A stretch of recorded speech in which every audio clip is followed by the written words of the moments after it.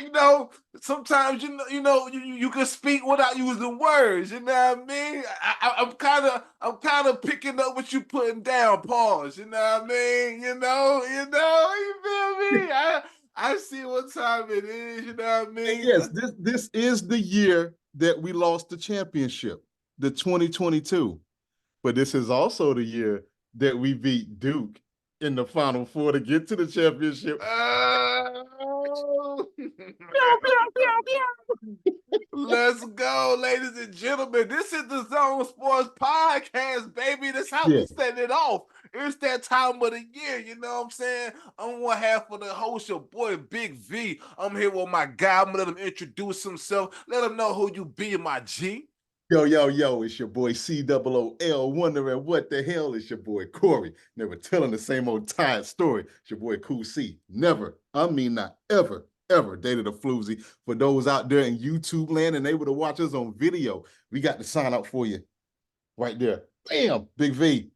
What's happening? Yes, sir. Yes, sir. You know what I mean? Welcome to the greatest sports podcast that you never heard. You know what I'm saying? But before we get into all that, I gotta let them know who we sponsored by. We sponsored by my brand, Skyzone.Society. So make sure you shopping at Skyzone.Society.bigcartel.com. You know what I mean? Corey, listen, man. I already listen, yo. You know, Corey took last week off from his job so he can watch, the NCAA tournament, the first week of it, man. And we've been conversing here and there, you know what I mean, about what's going on. So I'm amped up to bring the conversation to the podcast, you know what I mean? But before that, Corey, we gotta get into the what the hell segment, baby. What we got, man? Yo, man. Well, first of all, this segment is envisioned by Big Vito Corleone, co-sponsored by my baby girl, who is actually still down for a nap right now. She got a bit of a fever, but we fighting through it. You know what I'm saying? It is executed by yours truly. Big V, man. You know, dude, are you a sports gambler? Do you gamble on Um, sports? I've never gambled on sports. That's crazy you say that.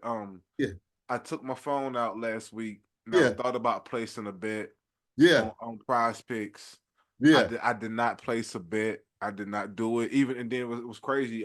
They asked me that I wanted to take Steph Curry when he played against the Lakers on his first game back. That I want to take him for over or under the 25 points.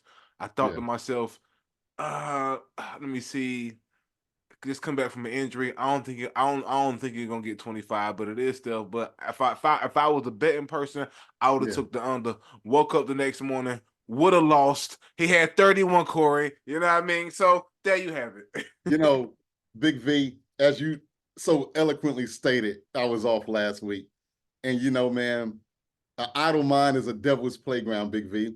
Your Mm. boy downloaded the ESPN Bet app.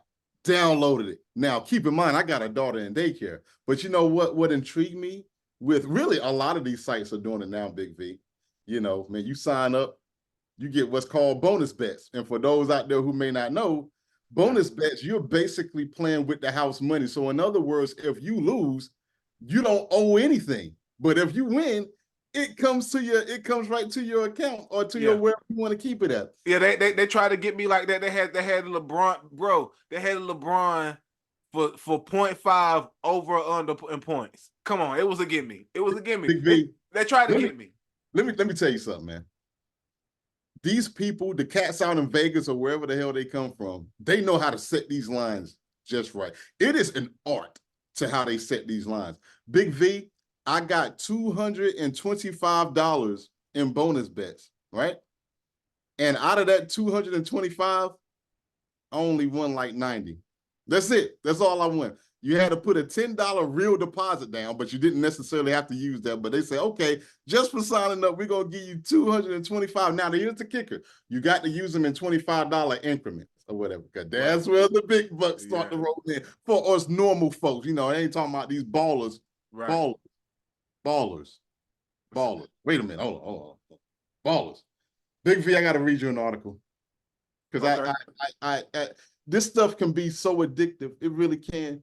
But last time I checked, I don't make $415,000 a year.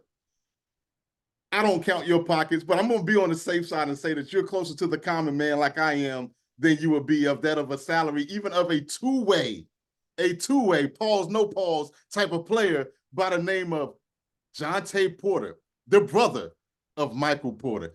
You know, I'm going to say this is technically a conditional what the hell, because it ain't all played out yet, but I feel safe in delivering this. And I was going to give Shohei Otani some of this moment. We're going to talk about him later. So let me help read this article real quick so we can get the moving and grooving. Big V per ESPN.com. Toronto's Raptor forward Jonte Porter is under investigation of the NBA of multiple instances of betting irregularities over the past several months. Now, Big V, let me step back to myself real quick. I did a player prop bet on Steph Curry the other night. I set the over-under 24.5 points. I felt pretty safe with that. But the said team that he normally go against, he normally don't average that. But I said, you know what, man? It ain't my money. Boom, $140. Cool deal. You would do a player prop bet normally on, you know, a star, a role player, but not a two-way player. Big V, let me keep reading here. He had a game in January the 26th against the LA Clippers where there was an increased betting interest on the under for Jonte Porter's player props, which the night was set at that specific night. It was set at 5.5 points, 4.5 rebounds, 1.5 assists. That was kind of like a little parlay, like what we call a little mini parlay. So that evening, just 4 minutes, you know, he only played 4 minutes before leaving the game. Okay, that's not a crime. They said what they said was a re-aggravation of an eye injury. Okay, hey man, injuries happen, man. You ain't out there like in football and stuff like that where you got on equipment. You know, you get poked in the eye, man. Yo, I can't see, man. I'm gonna play. You know, it's 48 minutes in the NBA game. I'm just gonna hit you with the 4 and I'm gonna get up out of here. Okay, is that a crime? Well, I don't know. Is it a crime? Let's keep going on here. There was also that same game an over-under for 0.5 3-pointers. 0.5. So those who don't know about betting, you either going to make a three-pointer or you're not going to make a three-pointer, basically. And according to the daily report of the betting results by DraftKings Sportsbook, they stated that the under on three-pointers was the biggest money winner for the bettors of that night, of any NBA player props for that night, that evening. Come on, man. First of all, I never heard of Jonte Porter until this story came out. I heard of Michael Porter. I heard of the old school legend Terry Porter who used to play with the Portland Trailblazers. Hell, I heard of Travis Porter of the rap group. Baby. I heard of a couple of Porters. You know, I listened to Rick Ross, Port of Miami, Part 1 and Part 2. But this Jonte Porter, never, ever heard of. Rich Porter. Rich. We hear Big V, but let me keep going here. I swear I'm gonna keep it moving, man. This is ridiculous. So that was kind of odd, all right, but it's okay. Because Porter, 2 days later, Porter played 19 minutes and scored 12 points, 7 rebounds, and 3 assists. Now, that wasn't part of no prop bet, just showing you what happened 2 days later. So keep all that in mind. Oh, no, there's more, Big V. It's more. On March the 20th, a few days ago, against the Sacramento Kings, Porter played 3 minutes before exiting of what the Raptors said was an illness and did not return. He did not score at all, only attempting 1 shot, 2 rebounds, and no threes. DraftKings had his over-under at around 7.5 points and 5.5 rebounds. Oh, but wait, there's more. The next day, DraftKings Sportsbook reported in a media release that Porter's prop bets was the #1 moneymaker for that night in the NBA. Now, Big V, we just got finished talking about prop bets. You know, you don't really have to know a lot about gambling, but 9 times out of 10, you just said you was even contemplating on Steph Curry. You know, which is a known name, by the way. No names, by the way. Even the role player, if you want to say Kuminga is going to have, I don't know, 4.5 plus rebounds, I got that. First of all, DraftKings, I don't know everything about this gambling. How the hell is he even up there for it to even be betted on? Because you can't, they give you a predefined list of mofos that you can bet on, Big V, these player prop bets. But I digress. Let me keep reading, and I swear I'm gonna wrap it up, Big V, because this is just ridiculous. So obviously said the prop bets was number one money maker. I just said that. At least one other sports book that set the unusual betting interest on Porter player props in the games in question. Sportsbook industry told ESPN that multiple betting accounts were set up to bet large amounts, Big V, that ranges anywhere between $10,000 to $20,000 that was on the January games against the Clippers.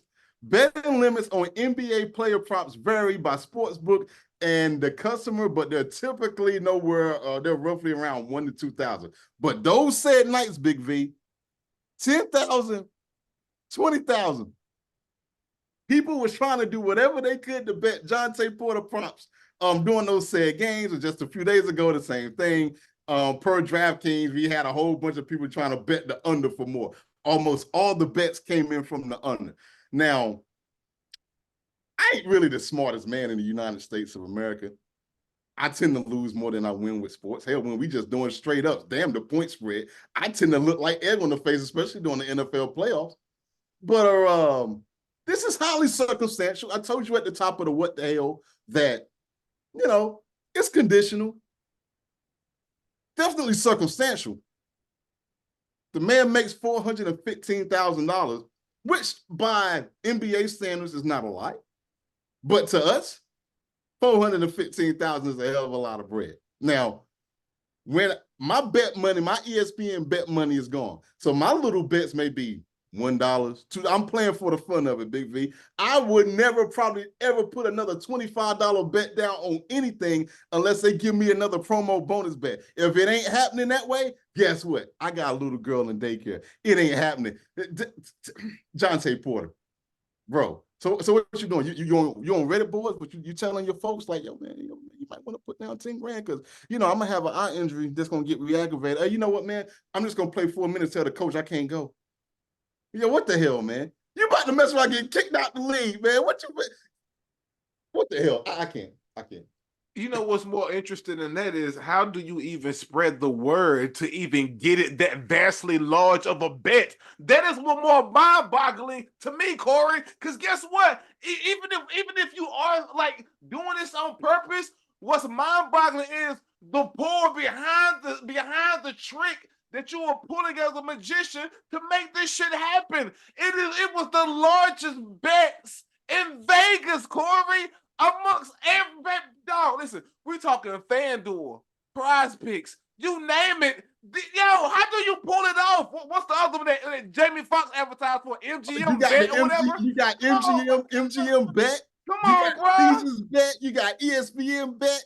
Bro, you got the niggas in the back alley bet. You feel me? You got the brown bag bet. Come on, we know everybody still ain't using FanDuel. We got the people that go to the back of the Chinese spot still. If you know what I'm talking about, you know what I mean. We gonna keep that on the low though. You know what I'm saying? But yeah, you didn't hear that. You didn't hear that. I hear that. You know what I mean? But how do you manage?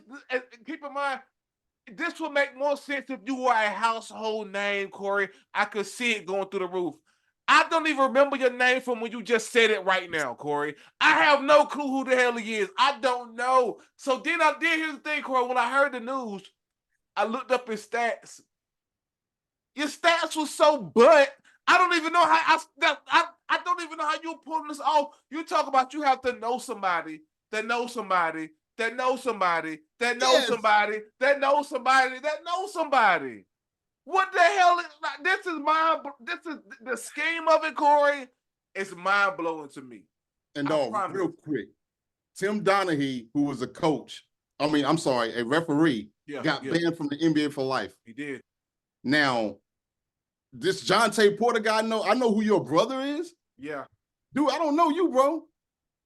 He ain't gonna be in the league. He's still, as of right now, he is suspended pending further investigation. Guess what? You was barely an NBA player. He's a two-way in and out. he's toast. You He think done. Adam Silver ain't about to make an example out of this guy, dude? Especially right now when betting is just so popularized and everything, man. You're tarnishing the brand by doing such things. Absolutely. And these guys are now partners, Big V, like with these Yeah, yeah, networks and the league. yeah. You can go to an NBA, you can go to a Charlotte Hornets game right now, and they'll have a spot for you. If you don't want to do it on your phone, you could go in there and bet on it. They're partnering with the league, so they're going to let the league know if something's not on the up and up. You look at my man, I can't remember his name, from the Atlanta Falcons, who got suspended, I think like a year or two ago, because he bet inside the facilities. He did. Inside the NFL He facility, did. He going for a did. year. You just said you don't remember who this guy name is. Every time I got to remind myself who his name, I got to look at my damn second screen over here, Big V. This guy's up out of here. Yeah. I mean, you saw what happened with my Colts. You feel me? Yeah. My man was sitting there doing the bets and getting people to do whatever he was doing. Yep. You feel me? Like, you can't. Come on, man. Come on. Real quick, man. I want to step in with my honorary what the hell segment. You know what I mean? Boston Celtics. What the hell did y'all do the other night? You listen. You let the fucking Atlanta Hawks come back from 30 and spank your ass with no Trae Young, with no Ice Trae, with y'all supposed to be coming out of the East. But y'all blowing 30. Listen, I get it. Y'all have the most wins right now in the NBA. Yeah. I understand it. So, y'all might have just got lackadaisical, but blowing, listen, it's natural in the NBA from teams to come back by 20. A 30-piece though, Corey? That's crazy. That's a 30-piece to a under 500 club, mind That's you, too. crazy. That's crazy. Yo, Boston Celtics. What the hell, man? Hey, I'm with you on that. Cats want to talk about how our Lakers came back on Milwaukee. Yeah. But I tell you what, that Boston game was a worse loss than Yes. the Milwaukee Bucks against our Lakers last night.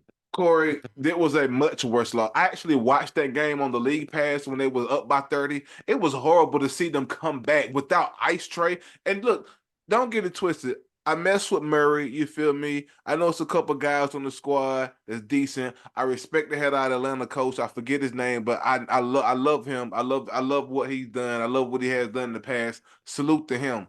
But listen, it's no way in hell you let a sub 500 team with no Ice Trae come back from That's like crazy. a 30 clip. That's insane. That's insane. Y'all over there healthy as hell with Jason Tatum in the game, and That's you let them come back from a 30 clip. You right. That's a hell of an honorary what the hell on that one. I had to do it, man. I had to do it, man. But you know what, Corey? It's time for some March Madness talk. Yes.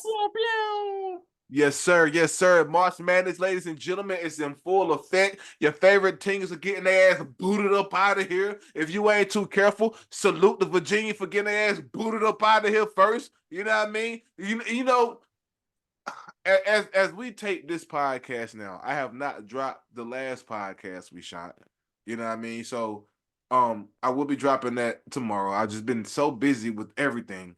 But I know we talked about the last podcast who was going to be the shocker team to get booted out first. Kurt, I'm gonna be honest with you. It hasn't been any shocks to me just yet. Okay. Virginia, they really wasn't on my radar. Virginia's my shocker. Are they? Okay. Virginia in the first four, that's a shocker to me, man. I could respect that. I'm speaking just from I didn't have my eye on Virginia. Okay. I wasn't looking forward to them really making a splash pause.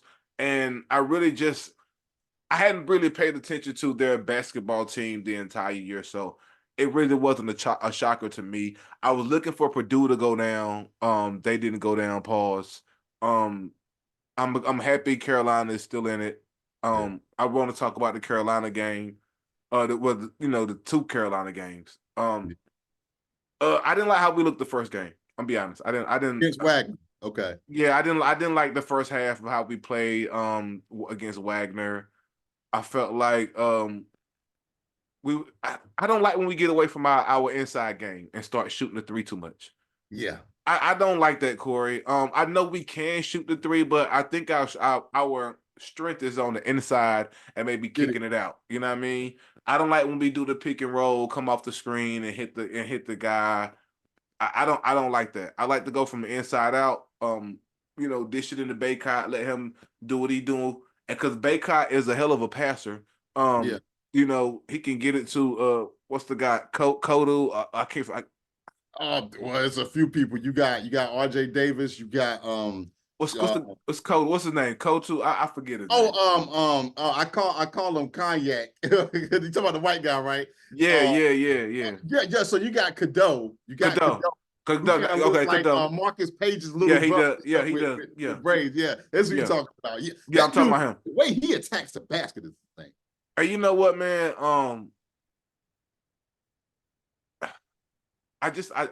Again, just against Wagner, I didn't like the first half. Second half, we did what we were supposed to do because I think we kind of got back to the inside out game. I just don't. I think what killed us against NC State in the ACC tournament was us getting away from the inside out game. We were shooting too many threes, in my opinion. Too many, just settling for the jump shot. I didn't like that. I think when we do the inside out, how we did against Michigan State, it works. It works. Yeah. It works. I think at first we was trying to run with Wagner. Wagner was a bit an up and down team running. I think we tried to do too much at first and was just shooting the three and just trying to run a gun. Run a gun really ain't our game. We're a half court team. We can play run a gun, push it up. It's not really our game when it comes to holistically the UNC basketball team this year. It's not really our game to just run and gun. We like to set shit up, run. We like to run our offense. Simply. Yeah. Michigan State tried to do the same thing. They tried to run and gun, put a stop to that real easy. They never really stood a chance, in my opinion. Michigan State, that is. Holistically, I know we were down by some, but in the end, it showed that we are who we are. You know what I mean? And we came to do what we need to do and put them out. And now we're here in the Sweet 16, man. I just hope that we continue to again just play Carolina basketball. A lot of times we don't play Carolina basketball when we lose, and it shows. We need to play Carolina scrappy, offensive rebounding. You know what I mean? Carolina basketball. I think you know how some teams thrive when you get the fast break and get the dunk. We thrive off offensive rebounding. I really think so. Yeah. I think we thrive off that, man. You know what I mean? What are your thoughts, man? Speaking on Carolina, I think you're 100% correct. There should not ever be not one possession that Armando Bacot don't touch the ball ever, period. And you're right. Like there was definitely some kind of, I felt like there was a little bit of toying going on with Wagner, like just because you can. Sad to say you can, but then I don't know. You asked Virginia against UMBC a few years ago, what that got them. So we got to be careful. You're 100% correct. We relied too much on the threes in that game. I think we shot a little. I think we got shot happy again with Michigan State. We did, and it's one of those deals that if it's falling, it's cool. But when it's not falling, you try to figure out another way. Whereas no. If the paint game ain't working, if Armando Bacot is just off, then okay, you kind of do what you got to do in that deal. But we're real good against the zone, and I'm like, dude, pick them pieces apart. There's no way that you should have Armando Bacot where you have RJ Davis, where you have Cadeau, who is an excellent, he attacks the rim like he's pissed off with life, right? You got a few other spot up guys, the three, oh man, I don't know, I'm drawing a blank or whatnot. But my man with the dreads, kind of tall dude. He got a nice mid-range game. Yeah, and it's just no way that you should not be able. We should always have a game to fall back to. And the thing, Cormac Ryan, that's who I'm thinking of, the white guy, 6'5", transfer from Notre Dame. That guy is a shooter. Mm-hmm. So you go to that, if Bacot, but see, I've seen times where Bacot is not really involved, and yet we're relying on RJ Davis and we're relying on Cormac Ryan to bring us home with the threes. And if it's falling, that's cool. But I just hope we don't fall into that trap. Because let me see, who do we got next? We got Alabama. Now, Alabama, if I'm not mistaken, I don't know if it was a tournament, but they beat us before recently. Like I think maybe even last year, the year before. I don't know too much about their team. I only watched Carolina all year. I may watch a couple of Duke games and basically whoever Carolina plays against. But I would not sleep on Alabama. You don't sleep on really on anybody, man. No. And I know Alabama got some tall treetops that really gets in the paint, so it will be challenging for a boycott. But I know he could do it, or whatever. But yeah, I hope we take them as seriously, more seriously than we took Wagner. I felt like we got up for Michigan State. Of course. So, I know that Alabama is not a sexy name in college basketball like they are in football. Scrap all of that, take them seriously, and we should be fine or whatever. But no, overall, man, I think the tournament is great. I mean, again, I live for this time of the year, especially that first week. And man, shoot, even the women's, Yeah. I mean, I've been flipping back and forth on that, man. It is some good stuff. One thing that I'm just now paying attention to that I didn't know in the women's college games. What? The higher seed plays at home. They don't have the neutral sites until they get to the fourth or to the Final Four, or it may be I don't know if it's the Elite Eight or the Final Four. But anyway, you play at home. Like, yo, what is that? Like, come on. And people are saying that the people don't really fill up the stands like that. I think that needs to change, and maybe they will, because it is, look, a 1 versus a 16. And whether it's men or women, is always going to be a big disparity or whatever. But man, you got to have more of these games on at neutral sites, man. I feel like if you build it, they will come. Whatever. But and I get it, because their argument is that, well, the fan base may not travel as well like they do in men's college basketball or whatever. I'm like, I think women's college basketball now, from a popularity standpoint, is at a point now where, hey, let's try it and see what happens. They need to be playing at neutral sites, bro. That's crazy to me. I did not know. Yeah, it's crazy that you mentioned that. I didn't know that to this past weekend myself. I didn't know it's kind of like the NIT. You know what I mean? I had no clue that they played at whoever had the better record or higher seed stadium. I did not know that until this year. I think that will change with the popularity of women's basketball, and especially like this year. It was already in the up and up, the stats from last year, the viewership. It's even more this year. It's going through the roof again. You know what I mean? It's going through the roof again. And it's only going to get better the further that it goes as far as the Final Four. Of course, the Sweet 16 now, the Elite Eight and things of that nature, man. So I think that in a few years that may change. I think everything from women's collegiate sports to women's pro, especially basketball sports, need to change, especially the pay. It's time. But hey, real quick, you say that real quick, Big V. I just saw on the ticker that the Big Three, Ice Cube's basketball league, extended a contract to Caitlin Clark. She has not, responded to it yet, but I just think that that's interesting. Yeah. And this is where, and I get it. I don't print money from my house. You don't either. But the WNBA, I mean, they're in partnership with the NBA. I don't know what can be done, but these ladies are severely underpaid in the WNBA. And salute the Ice Cube, because I'm quite sure what's crazy, albeit she'll be going. I mean, I don't know if they're doing a women's division in the Big Three or not. I mean, I watch it during the summertime. Yeah. I don't know. I'm quite sure she'll be probably going against other guys and be able to hold her own. But that just speaks to the fact of the pay discrepancy of the WNBA. Hey, Q might step in and throw $500,000, and you're not getting that playing.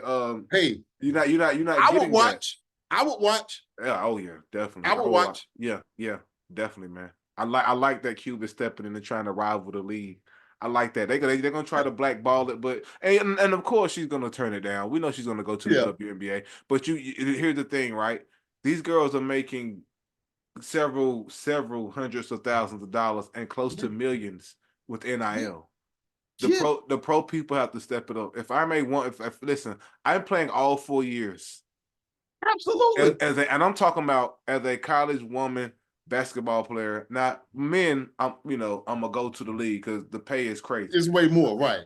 But yo, if we keeping it real, Brittany Griner wouldn't have been in her situation if y'all would pay her more. But nobody wants to talk about that.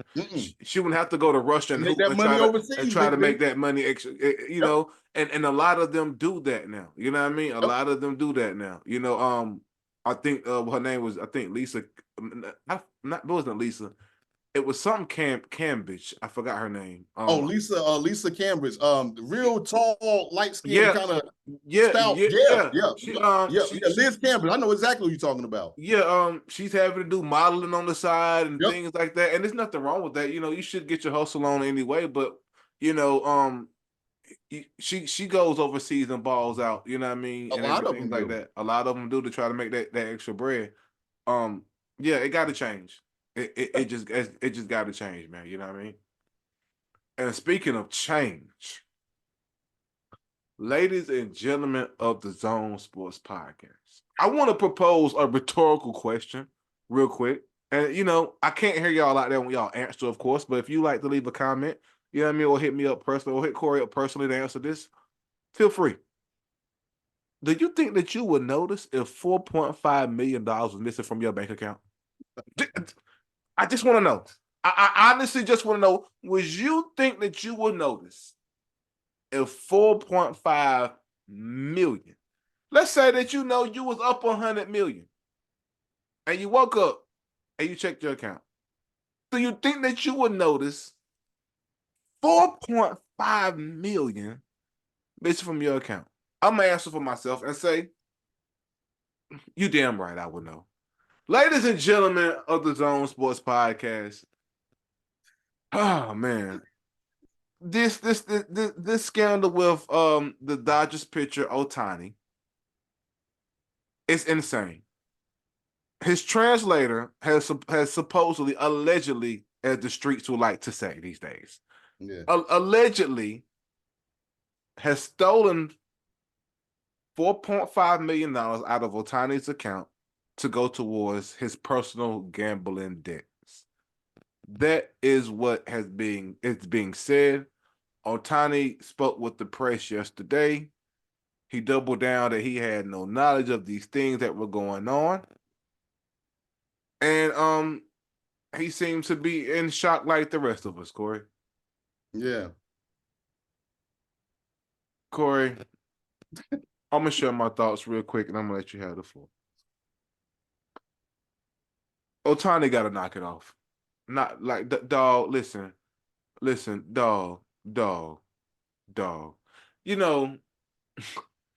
It's funny that this is coming out because before the season, something happened with him buying some woman a car within the organization.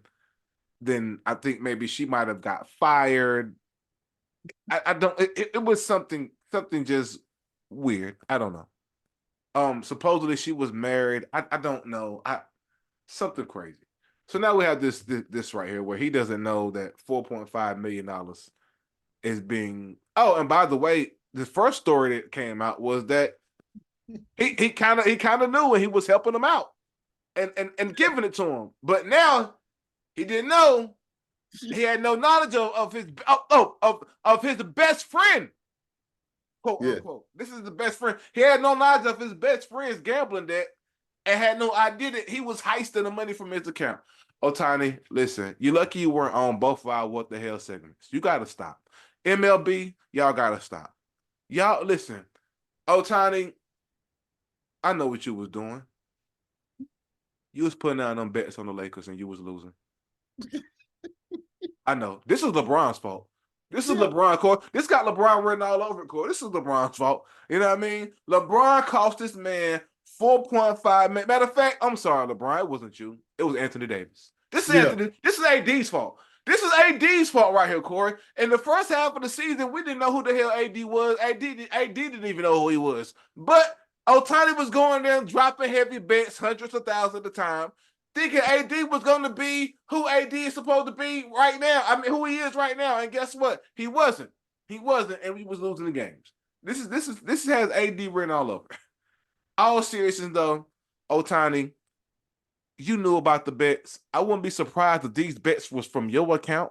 You know what I mean? I wouldn't be surprised if you was telling your man to put this on such and such. Come on. Mm. Come on. Come on. Like, bro, we know what's up. MLB know what's up. But see, the thing is, they won't say it out loud because you're the golden child right now. You just got that major contract, and I understand all that. I get it. But you're under investigation now. Federal investigation. And you're speaking. Well, as MLB. You're speaking out loud, and your story is changing. Just my thoughts, man. Corey, what are yours, man? I'm gonna tell you how Jules told my man Brad in Pulp Fiction, Big V. All right, what did he say to him? What does Marcellus look like? Big, black. What else? What does Marcellus look like? Does Marcellus? I'm sorry, Mama. Does Marcellus look like a B word? No. Say no again. Say no again. You say no. I'm a book. Well, you try to F him like a B. Well, so Big V, I've been told that I look like my mother. I've been told I look like somebody's cousin. I've been told I look like a whole bunch of things. But one thing I will ever stop somebody in the tracks for saying that I look like is a damn fool. Look, man. When my wife and I was purchasing a house, to get this, we had to do a wire transfer. And it is not instant, especially when you do things online in 2024. We did this back in 2020. And what happens is real quick is that, you submit a request, you wait a couple of hours for it to get reviewed, and then they call you back and you have to verify so much information. And even after it's verified, they are still waiting to make sure that the person who is receiving it is a real person. It's going to be used exactly for what you said, yada, yada, yada. And, to sit up here and to just act like this was massive theft. I'm cool with a whole bunch of people. You don't got access to my account. Well, you know what, Corey? Well, he's in the United States and then he can't speak any English and this, that, and the third. Got it. I hear you on that. But you know what's universal in every single spot in the world? Numbers. 1, 2, 3, 4. 2 plus 2 gonna always equal 4, Big V. That 3 plus 3 is gonna always equal 6. ABC, 1, 2, 3, Big V. So your interpreter, I'm just trying to think. So short of him having a power of attorney, which is mostly for someone who is experiencing health issues or is mentally out of it, which Shohei Otani is neither of those, far as I could tell. So what? So y'all in the bank, y'all getting this wire transfer, and he's in there saying, "Hey, well, you have to sign here." So okay, cool, I'll sign here. And then, but this is going to it's going to be. I think it was 2 wire transfers for $500,000 per transaction, and I don't know where the other 3.5 came from, how that even worked. And so it's like, okay, yeah, whoa, I'm reading this, $500,000. Shohei, bro, you need to be real careful because he is a star. But so was Pete Rose when he got dealt with gambling. And they won't even let this dude be a hitting coach anywhere that has to do with the Cincinnati Reds. Shohei, you better be careful, buddy. You better be real careful. MLB do not want you out the league, but MLB is a very different sport. Okay, this happens in football. You may get out for a year. This happens in baseball, buddy. You about to get Pete Rose, dog. You better hope you're saying it's true. Hey, we're going to keep y'all tapped in, you know what I mean? We're about to run out of time, though, but before we go, y'all know how we end this thing. We love y'all, and guess what? Peace.